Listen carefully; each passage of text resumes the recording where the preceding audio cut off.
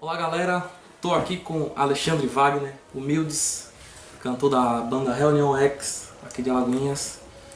E nós vamos fazer um bate-papo sobre a cultura do rock aqui no nosso município, né, e região. E a ideia é convidar pessoas que já estão há algum tempo na cena para que possam contribuir com a gente. Então Alexandre, conte pra gente primeiro sobre o seu perfil, de onde você é, o que você fez da vida até hoje. Um abraço a vocês, saudar vocês que estão nos acompanhando aqui, saudar também a nosso amigo Jean, que está aí à frente construindo cada dia esse espaço, a cena do rock and roll em Alagoinhas, e está dando uma contribuição muito importante. Eu sou de Alagoinhas, nasci em Salvador, estudei no Santíssimo Sacramento a vida inteira, tive uma passagem pelo Santíssimo, ou pelo ginásio de Alagoinhas, que eu fiz um curso de contabilidade à noite e tal, mas nem concluí. E minha vida escolar praticamente foi toda no Santíssimo, onde eu fiz também administração de empresa até o quarto semestre, mas não concluí. Depois retomei a faculdade em Salvador de Direito, mas também não concluí. Fiz algumas universidades, não aconselho ninguém a seguir esse caminho, mas não concluí nenhuma delas. Fiz também gestão pública na UNEB até o quarto semestre também, mas não concluí também.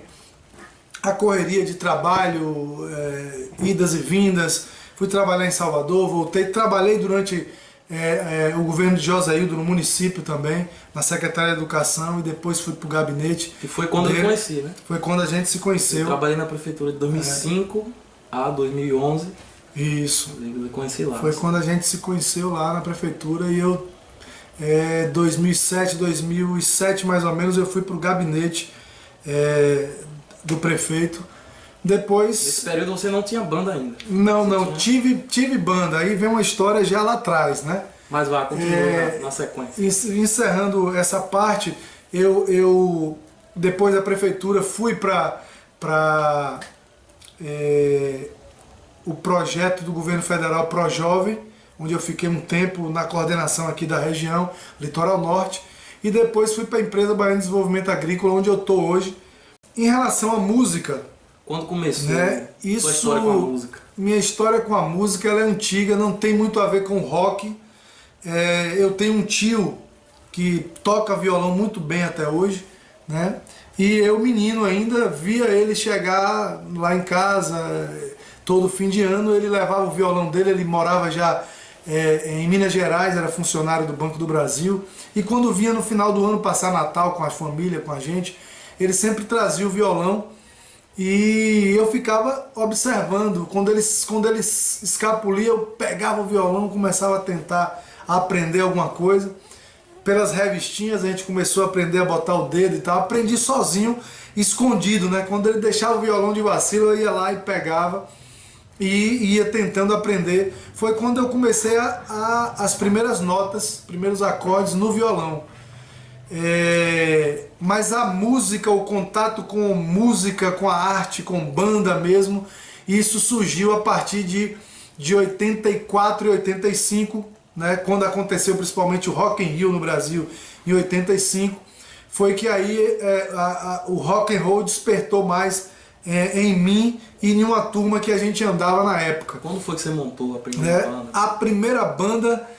ela surgiu mais ou menos por aí, 85, 86, foi a Material Bélico, né?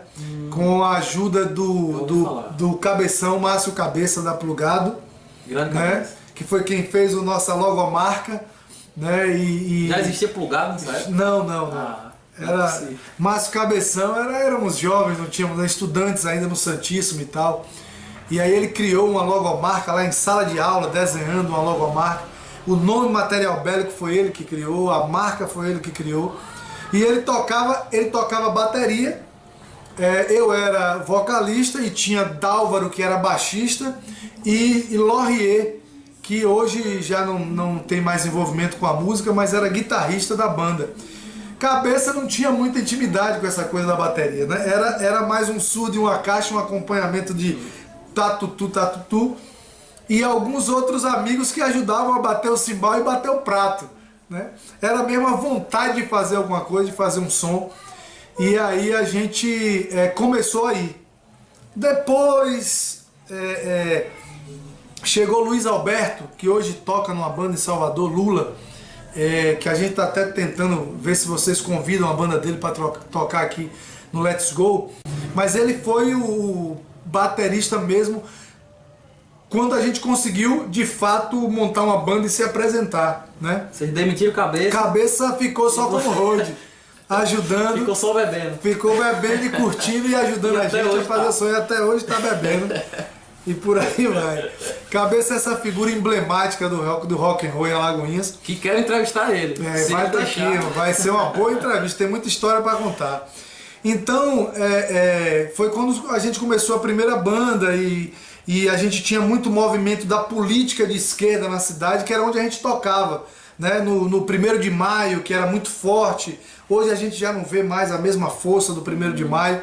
Né? Então a gente tocava, qualquer evento que tinha na rua de relação à política, a gente estava lá, né? E muitas vezes a gente fazia som na Praça Rui Barbosa, puxando o gato mesmo. A galera ligava o som ali na Praça Rui Barbosa com as caixas da gente na tosqueira e a gente fazia o som também.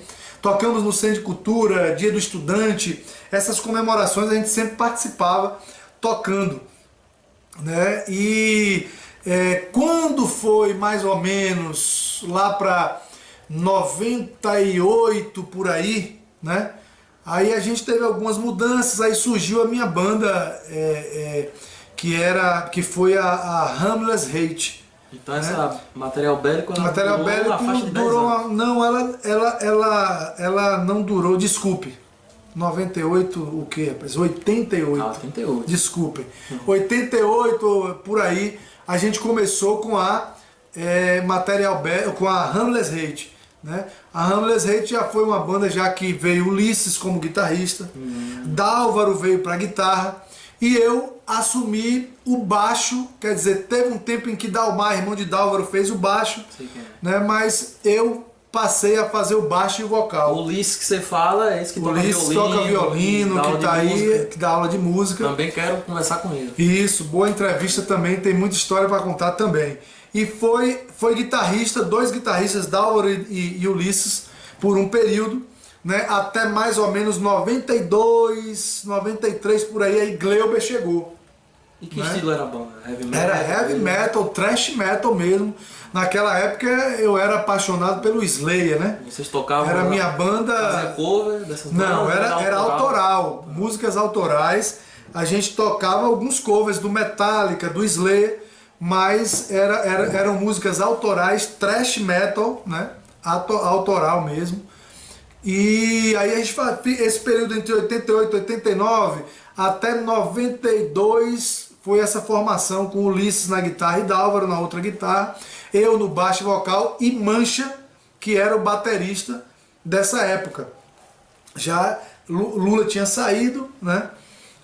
Foi estudar em Salvador e tal, e aí entrou Mancha, que foi o baterista naquele período até 92, né? Mais ou menos, quando chegou Gleuber, que substituiu Dálvaro e Dalmar, que iam estudar em Aracaju.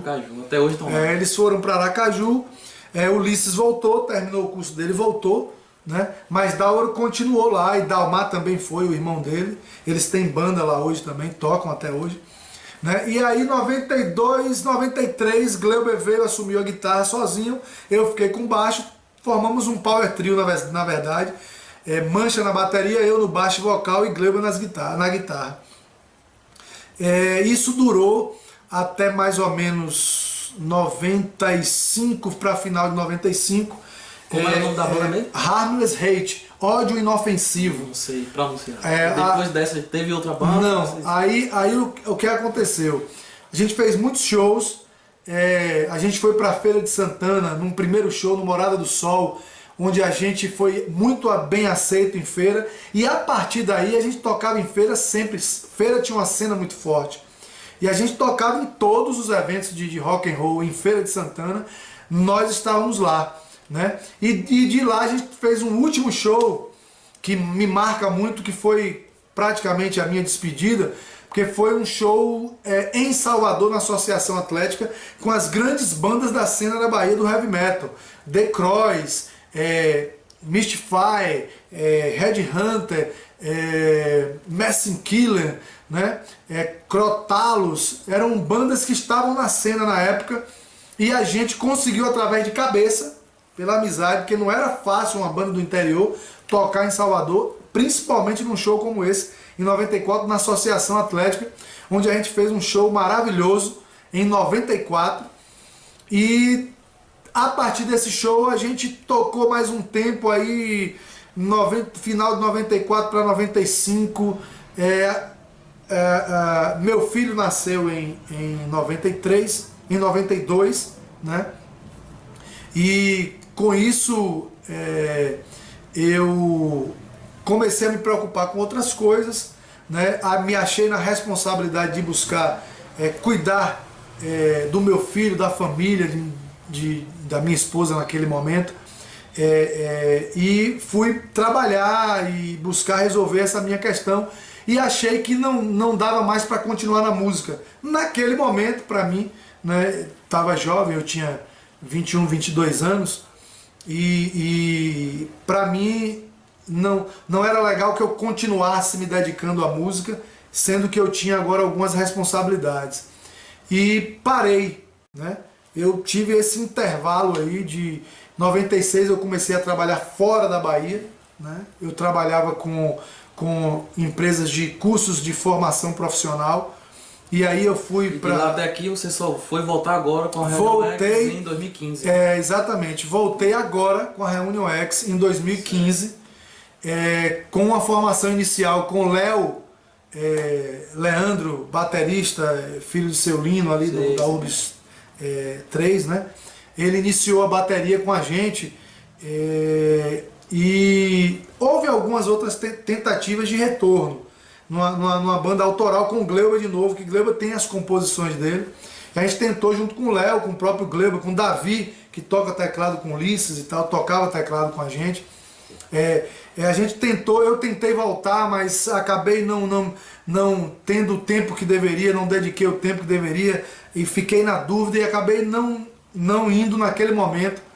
Então voltei com a Reunion X, que foi a ideia de reunir alguns amigos. A ideia inicial da Reunion X era a gente juntar amigos, né? Pessoas que tocaram comigo no passado e pessoas que hoje estão na cena. Teriam participações, não era uma banda fixa. Por isso o nome Reunion X. Que não era uma banda fixa, teria uma banda esqueleto, mas com várias participações. Só que essa dinâmica, essa logística era difícil. Então a gente iniciou um trabalho com a banda que a gente tem aí, que não foi fácil também montar, né? Com dois membros que eram da Motorizer, cover do Motorhead, que é Márcio na guitarra e Isaías na bateria, Gleuba na outra guitarra, eu nos vocais, e nós temos um baixista também que assim, eu sempre digo que foi um presente que a gente ganhou, porque ele é um excelente músico, de todos nós é o melhor músico que a gente tem, né? E ele estava afim de fazer rock naquele momento. E aí ele está com a gente, foi assim, está dando uma contribuição imensa. Daniel, né? Que é Daniel Oliveira, né? Que está com a gente fazendo o baixo. Nós vamos estar no palco do Alafolia Rock, dia 20 também, na sexta-feira que vem, né? A próxima sexta-feira. Também convidar vocês para a gente junto fazer uma grande noite de muito heavy metal. Vamos lá, gente, participem. Mas eu quero falar com você ainda sobre esse palco, mas depois. Vamos lá. Primeiro eu quero que você conte pra gente, de acordo com sua experiência, né, a diferença da cena dos anos 90, final de 80 e 90, para esse momento que a gente vive agora. Eu vi você falando que tocava na praça, botava a caixa de som na praça. Hoje em dia já não é mais permitido, você tem que ter autorização no meio ambiente. Exatamente. Meus amigos lá da CEDEA, meio ambiente, os serviços públicos. É outra história. Que é um problema seríssimo para conseguir uma autorização. Né? A gente fazia... Qual a diferença das dificuldades que tinha, a aceitação do público? Conte pra gente. Veja só, a diferença é basicamente que naquele momento a gente tinha uma juventude com uma efervescência muito forte A gente tinha uma cena forte do punk, inclusive, em Alagoinhas, né? Não era só o heavy metal. O heavy metal era a gente, era a única banda heavy metal. O restante era uma cena punk mesmo. Quem vinha tocar aqui sempre era Jesus Bastardos. A gente tinha o Asilo Militar, né? O Cólera, que vai voltar agora, ótima iniciativa, parabéns pros caras aí. Tô agendando uma data para isso. Que bom, que bom. Sejam bem-vindos, vai contribuir bastante. O Cólera tocou no Carneirão aqui naquela época. Então, parece que a gente tinha mais elementos naquele momento para tratar, né?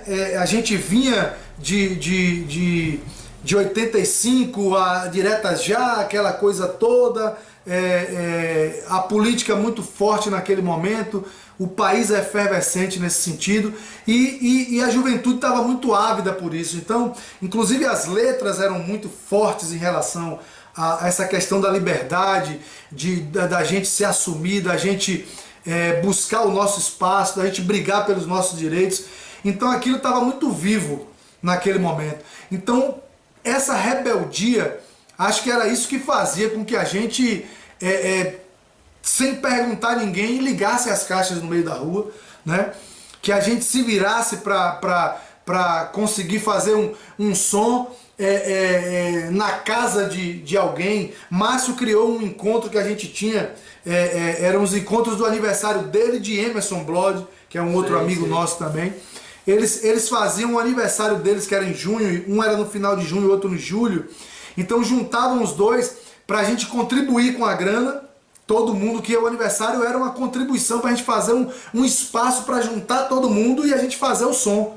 Né? Então nessa época não tinha Subversivos. Não tinha espaços. Não tinha espaços, assim, muito difícil. Para eventos de rock. É difícil, não tinha. A gente tocava, como eu disse, tinha aqueles eventos no Dia do Estudante, que, por exemplo, o Santíssimo, onde a gente estudava,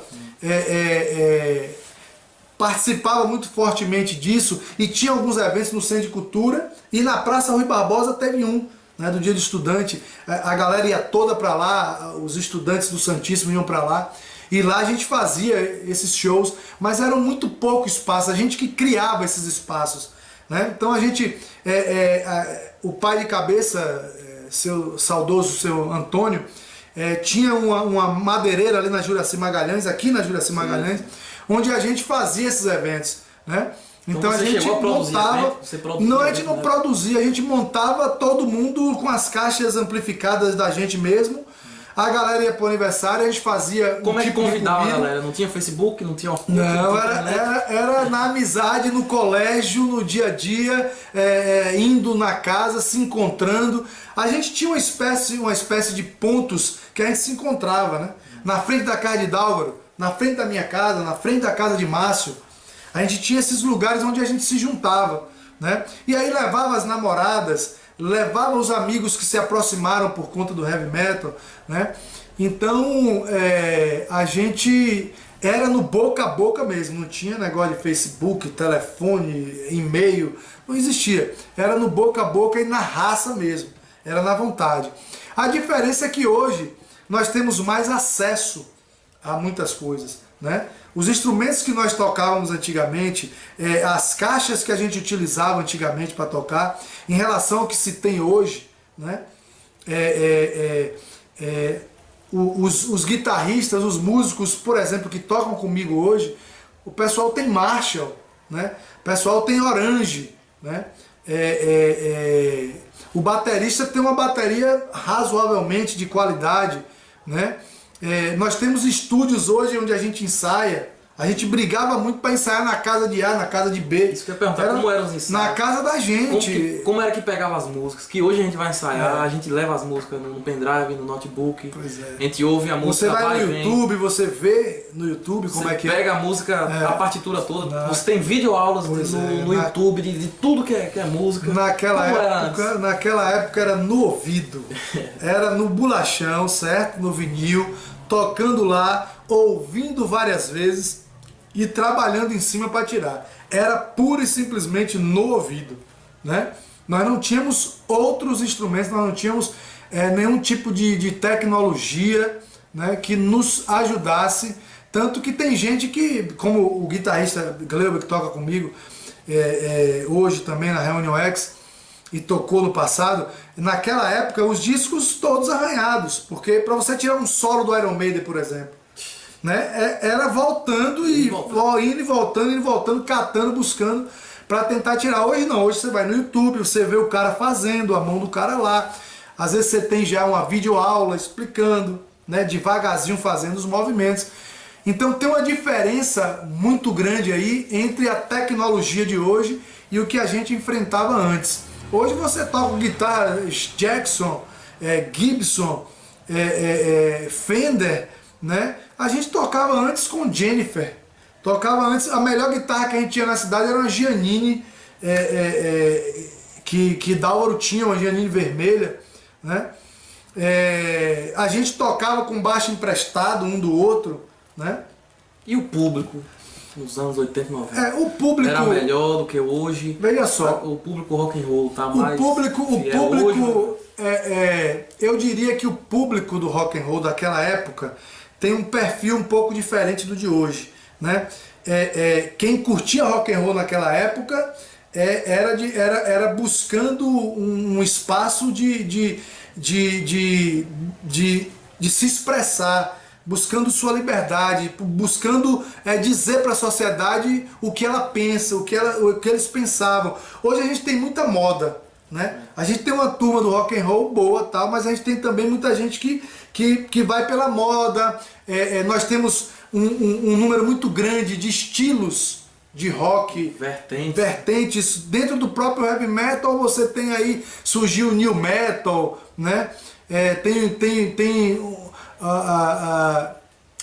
Gótico, né? Tem gótico, o thrash metal já existia, o death metal existia naquela época. Hoje você tem o gótico, o gothic metal, você tem uma série de vertentes dentro do próprio metal, né? O symphonic mesmo naquela época não existia assim com essa força. Hoje tem mais bandas e pessoas seguindo essas vertentes, né? Então naquela época parecia ser uma coisa mais forte, mais viva. A gente tinha essa necessidade, a gente não tinha o espaço. Dentro de casa era muito difícil, né? Hoje os pais já compreendem melhor, né? Minha mãe uma vez pegou uma letra minha na mesa, chamou meu pai: ô Reinaldo, venha ver o que seu filho está escrevendo, olha os absurdos que ele tá falando aqui. Era satanista? Não era satanista, era metendo o dedo na cara do sistema, né? A gente falava da corrupção, né? A gente falava já naquele momento da corrupção, a gente falava do respeito à diversidade, a gente queria ser ouvido, né? Do preconceito, né? A gente falava de temas da sociedade, relacionado à nossa sociedade, né? Existiu um momento que se falou de satanismo, existiu, mas foi bem no início, quando a gente, na época em que Márcio Cabeça fazia parte lá da bateria, a gente estava começando, então a gente escrevia algumas coisas falando um pouco sobre isso, mas... Você tinha uma má influência. Ele saiu, não foi isso não foi isso não. Era um pouco daquilo que a gente ouvia, né, que a gente gostava, e eu ouvia muito Slayer, eu ouvia muito Black Sabbath, né, mas com um tempo depois você começa a perceber que o heavy metal não é isso, né? Existiam N bandas que tratavam de outros temas, não era só isso, né? Então, naquela época a gente tinha talvez muita repressão, e por conta disso a gente brigava mais, era uma agressividade maior para se fazer escutar, né? Para tentar ocupar o nosso espaço. E até quando a gente conseguia tocar em algum lugar, pra gente era uma vitória enorme. Os 20 anos de ditadura, né? Exatamente. Após isso, a vontade de se expressar, vontade de se expressar era grande, né? Muito grande. Então, o 1º de maio, que era 1º de maio era marcante, porque tinha os espaços, vinham bandas de fora, né? Claro que a maioria eram bandas punks, porque falava muito forte também sobre o sistema, né? Então, acho que naquele momento era uma efervescência um pouco maior do que hoje. Hoje a gente tem talvez um público maior, né, do que naquela época. A gente ia tocar, tinha... Hoje tem pubs. Hoje tem os pubs. Os pubs é uma coisa maravilhosa pra gente, né? É um espaço muito, muito peculiar pra gente. É a nossa casa. Tem uma cara de rock and roll, né? Então, só que a gente sabe que ainda hoje, principalmente na Bahia, os pubs não conseguem sobreviver apenas com rock and roll, tem que se abrir espaço para outras vertentes, né? Mas os pubs, eles são a cara do rock and roll. Eu observo a agenda da Reunião X, você sempre está publicando lá, me marcando nas redes sociais. Vejo que vocês estão viajando por várias cidades, estão conseguindo fazer uma agenda bacana. Isso. Né? Então eu quero saber qual a diferença que você vê das outras cidades para Alagoinhas, a oportunidade, também de locais que vocês tocam, de cachê. Qual a diferença que vocês veem? Veja só, ainda hoje, né, a cena do rock ainda enfrenta essa dificuldade, né? Viver de banda de rock hoje é impossível.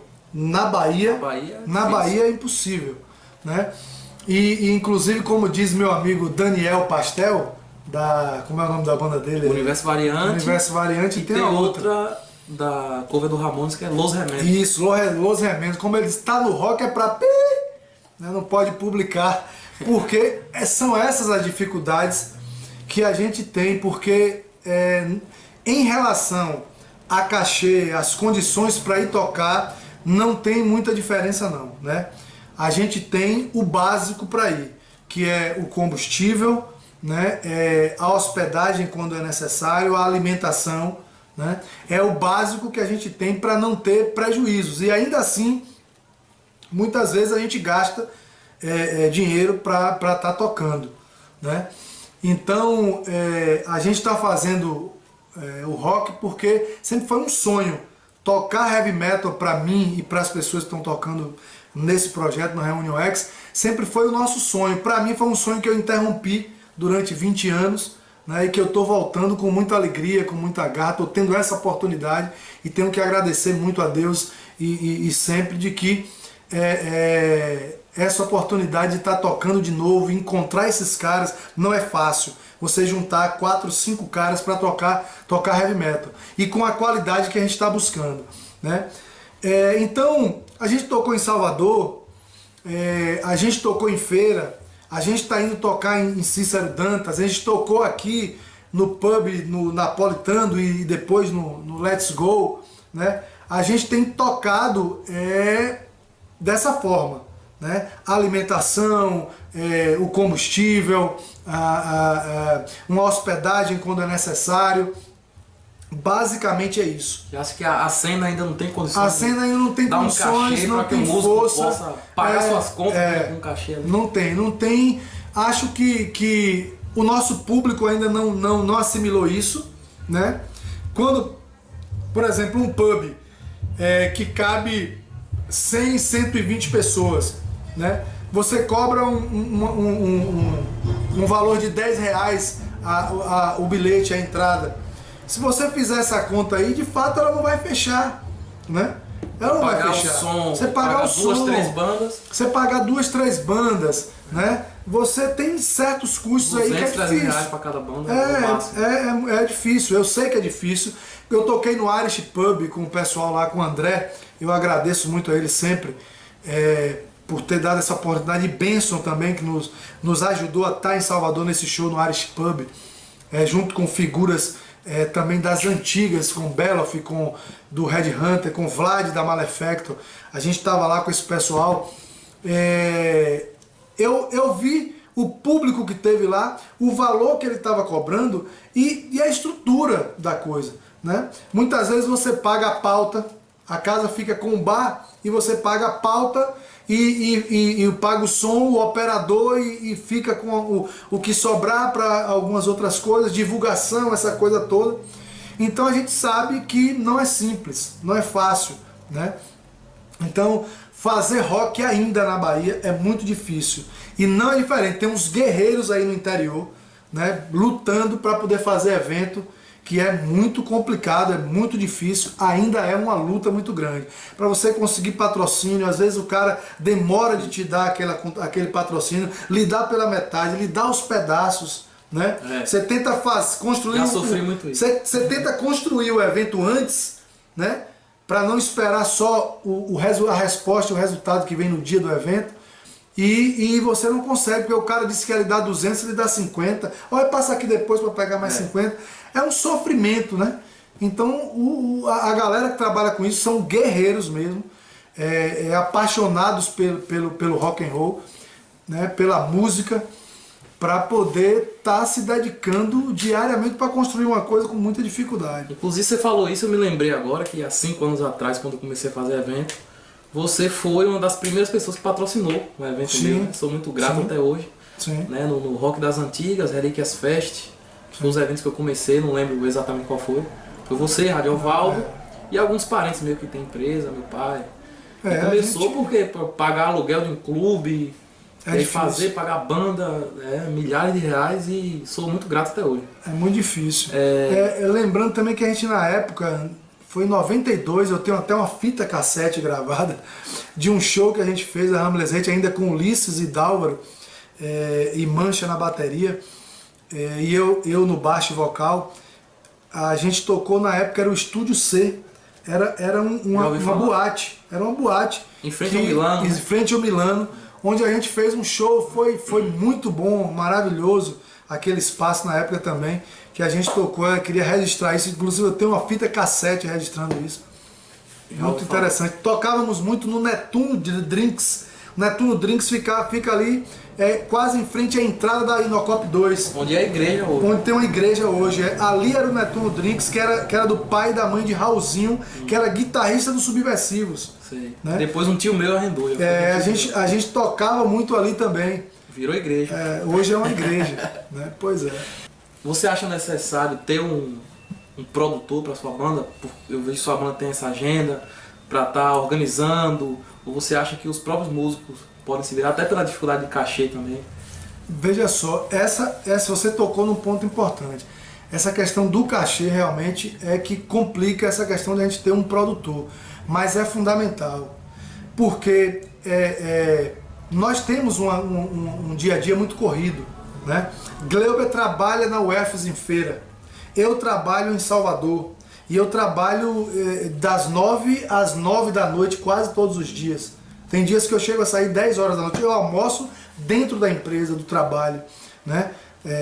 Me afasto um pouco da minha sala onde eu trabalho para almoçar, dar uma relaxada e volto. Então a gente tem uma correria muito intensa. O baixista Daniel trabalha na Skin Cariol e é de turno, é complicado. Isaías faz um curso em Feira de Santana na área dele, técnica de petróleo e tal. Ele está lá a semana toda também nessa correria. Márcio é advogado, está aí na correria dele também, tem um escritório que ele tem com os amigos. Então, praticamente eu fico mais com isso durante a noite, quando eu saio, né? Em vez de estar dormindo, eu estou tentando futucar ali, na hora do almoço eu estou tentando fazer alguma coisa. Fazendo uns contatos, mandando material para todo mundo que eu acho que é produtor, que faz som, que tem um site no Facebook, que tem alguma coisa, eu estou mandando. Suas publicações no Facebook são sempre de madrugada, 11 horas, 11h30. Eu estou sempre colocando, porque é o horário que eu tenho para a gente estar fazendo isso. Então, o produtor seria fundamental. Né? Fundamental, mesmo porque um produtor poderia talvez exigir algumas coisas, algumas condições melhores do que eu próprio, porque a gente quer tocar, a gente vai na vontade de querer tocar e passa por cima de tudo, aceita qualquer coisa, né? Aí você, quando vai botar na ponta do lápis, você pagou para ir lá tocar. Resumindo, é isso, né? Então, o produtor seria fundamental, porque um produtor, ele iria definir parâmetros. Não, a banda vai, mas é assim. Tem que ter essa condição, tem que ser isso, né? Então, ele estaria dedicado o tempo inteiro pensando nisso, produzindo essas questões, divulgando a banda, correndo atrás de material, de coisas que a gente precisa ter pronto, Por exemplo, a gente precisa de uma foto nova, né? A gente precisa melhorar, inclusive, a marca da Reunion X. Na verdade, o nome não é Reunion X, o correto é Reunion X, né? A pronúncia é correta. Mas a nossa marca precisa ser melhorada, a qualidade está ruim, né? Então, tudo isso demanda tempo que muitas vezes a gente não tem, o tempo que a gente gostaria de ter para dedicar a isso. Vamos partir para o assunto agora do palco da Alafolia Rock, que vai ter aqui durante a micareta de Alagoinhas. Quero saber de você o que você acha, se você tem críticas a fazer, se você acha que a prefeitura deveria investir num festival de rock separado da micareta. O que é que você acha do palco da Alafolia? Como está sendo? Se você concorda? Eu acho, veja só, eu acho interessante. Foi um passo para a gente, acho que até tardio, sabe? Acho que já poderia ter acontecido isso antes. Não sei se por falta de pessoas que enxergassem isso, que abraçassem isso, porque eu via você muito nessa luta solitária, eu percebi a sua luta muito solitária, né? E me parece que começou a agregar algumas pessoas. Lucas da Inventura andou aí um pouco por Feira de Santana, em alguns grupos lá, ele começou a ter umas sacadas também, enxergar como é que funciona um pouco mais profissionalmente isso. Ele montou uma produtora também, na Lata Produções. Então, eu acho que é um passo importante, é um avanço, não tenho críticas a fazer em relação a isso, né? Mesmo porque acho que as pessoas que estão à frente são pessoas preparadas para isso, gabaritadas, né, que podem falar sobre isso. Você, Lucas, Ulisses, né? E a Mara, que também está aí. Eu não a conheço pessoalmente, tal, mas ouvi dizer que ela gosta muito do rock and roll, tem esse apreço pelo o secretário de Cultura, Roberto Costa, que foi Robertão, que deu a oportunidade. Robertão eu conheço. Seu Lourinho morou em frente à casa dos meus pais muitos anos. E ele prometeu fazer mais. Né? Não, isso eu acho que tem que ser uma coisa permanente. Se criou e der certo, acho que todo micareta tem que ter o palco Alafolia Rock, sem dúvida nenhuma. Independente de quem esteja na prefeitura, acho que isso deve ficar, né, para todos os micaretas. Mas você sabe que os empresários de Alagoinhas estão entrando na justiça para poder cancelar o aí é por uma outra. Eles já vêm brigando há muito tempo. Aí é por uma outra questão. Primeiro, porque tem uma discussão do local da micareta, de circuito, muda no mundo, que é uma coisa antiga que vinha rolando aí. E por outro lado, a situação de crise que a gente atravessa, algumas críticas de falta de investimento em algumas situações. Por exemplo, tem algumas críticas que eu tenho acompanhado aí em relação aos PSFs do município, as UPAs que não ficaram prontas e tal. Então isso se mistura um pouco, né? E o empresariado acha que, como nós não estamos numa situação favorável em relação à crise, a orçamento e financeiro no município, como no Brasil inteiro, a gente o município não deveria estar investindo esforços e recursos numa micareta, né? Eu não gostaria de entrar no mérito dessa questão, porque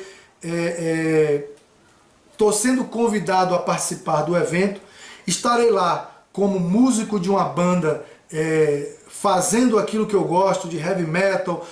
O que eu posso fazer como músico é tentar fazer com que a juventude abra a cabeça para várias coisas que estão aí acontecendo nos seus um palmo do seu nariz, e que a juventude precisa enxergar. Não vou tratar isso com o meu pensamento, com o que eu acredito, com as críticas pessoais que eu tenho.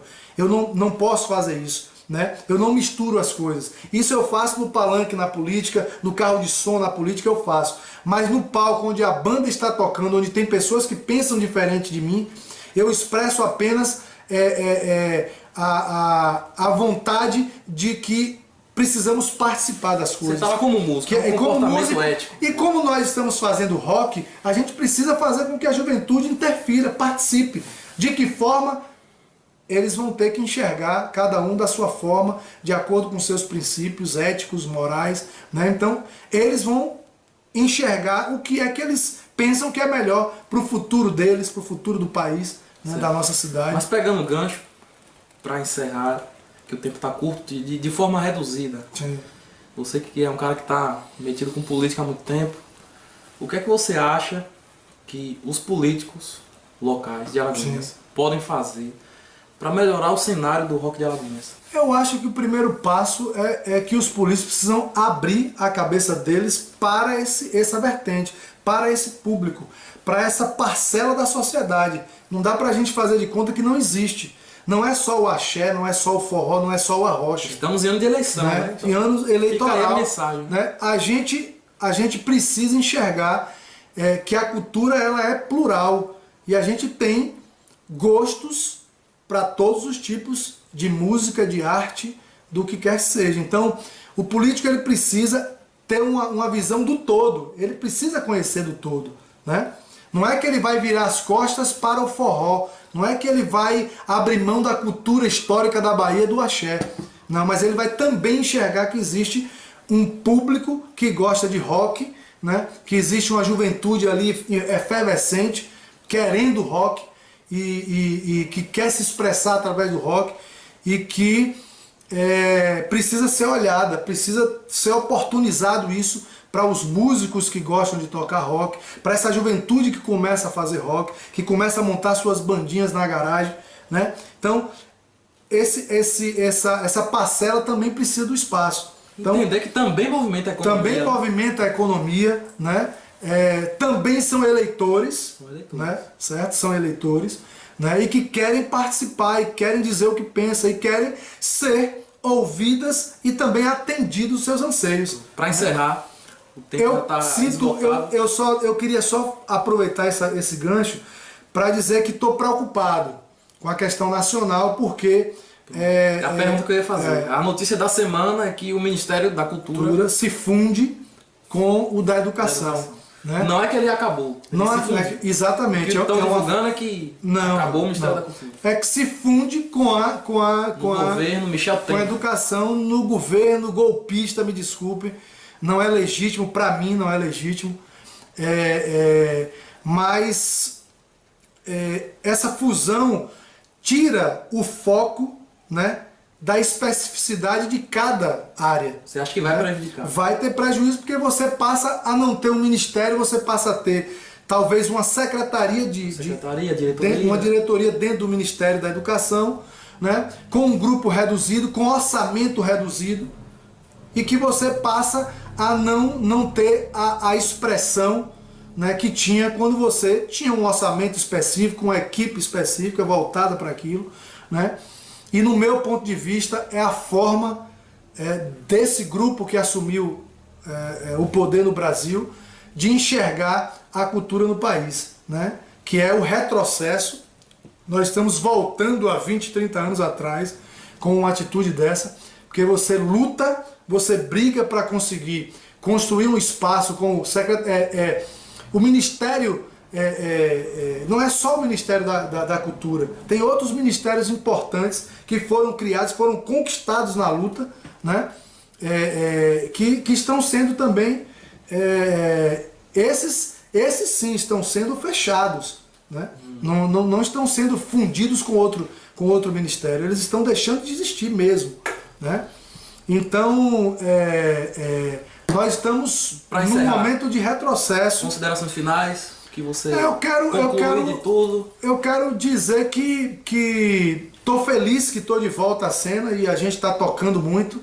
Tô feliz porque Alagoinhas tem um pub como Let's Go. Pena que o pub napolitano não continuou, mas a gente sabe que Alagoinhas não comporta dois espaços dessa natureza, unindo forças, né?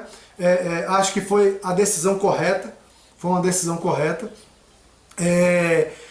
Feliz porque o interior da Bahia está se movimentando também para promover esses eventos de rock and roll, né? E também alegre, contente e vendo de forma positiva a iniciativa do palco A La Folia Rock em nossa cidade. Que bom que vocês estão à frente.